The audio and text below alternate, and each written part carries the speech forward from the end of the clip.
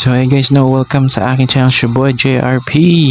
So ngayong araw na ay magre-react tayo sa isang video about ramen na pang negosyo, no? So without further ado, let's get it on. Hi Enjoypreneurs! Ngayon na rainy season na, siguradong marami na naman kayong naiisip na pwedeng i-add sa inyong mga business. Kaya naman today, we will share these two easy Sa presentation pa lang, yung mga Japanese na mga pagkain, sobrang sarap na, no? Kahit tingnan mo lang siya, sarap na. Tsaka grabe talaga itong mga Japanese food, bro.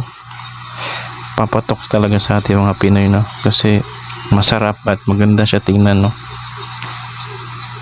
Instagrammable, delicious and crowd's favorite ramen recipes using Enjoy Ramen Paste. For 1 pack or 1 kilo of Enjoy Tonkatsu Ramen Paste, we just need 10 liters of water. Mix lang natin sa hot water and stir well. Ang dami ng pwedeng servings at ang laki ng pwedeng kitain. Easy Ramen Soup. Our first recipe will be sisig. Ramen sisig? Wow! Parang hinalo na ng mga Pinoy, no? Ano kayang lasa nun? Ako hindi pa ako nakakatikim ng ramen, mga bro. Yun yung isa sa mga gusto kong pagkain, no? Ramen. Sana makatikim ako, at yung sushi gusto ko rin makatikim nun, kaso lang wala pa tayong budget. Dito siguro magkano siguro to? Ramen. O diba? Pinoy style ramen. Now let's place our cooked noodles.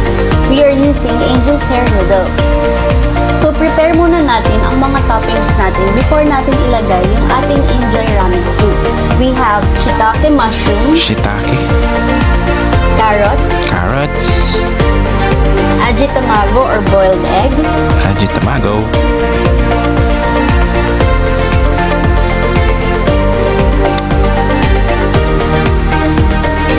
chicken and pork sisig. Bihira ako makakita ng ano, no?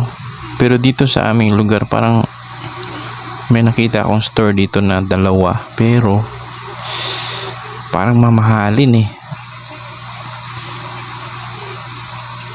mamahalin ang mga ano, Japanese restaurant. Punta ako sa downtown, ang dami dun .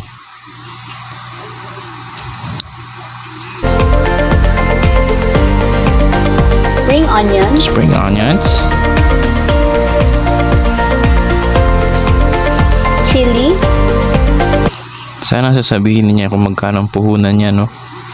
Parang dito pa kasi ang kano kaya to? Siguro ang guess ko dito mga 500 to per bowl.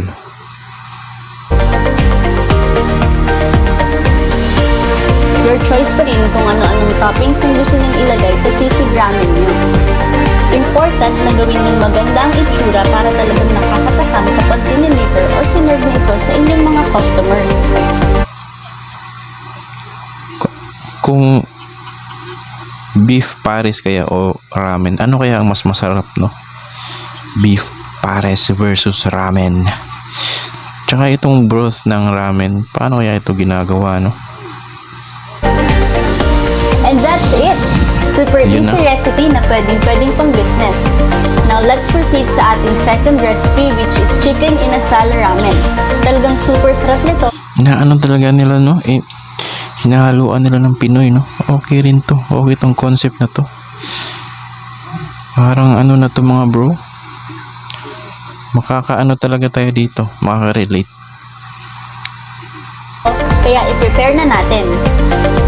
To prepare, let's place our cooked noodles and add in our toppings.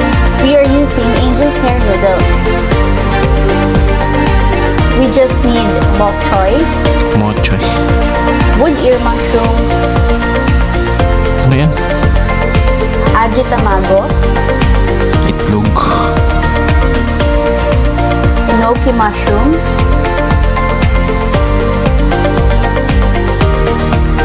chicken inasal, chili. Add natin ang ating creamy and delicious ramen soup. Siguro ang ano dito yung ramen soup. Paano kaya ginagawa yung ramen soup?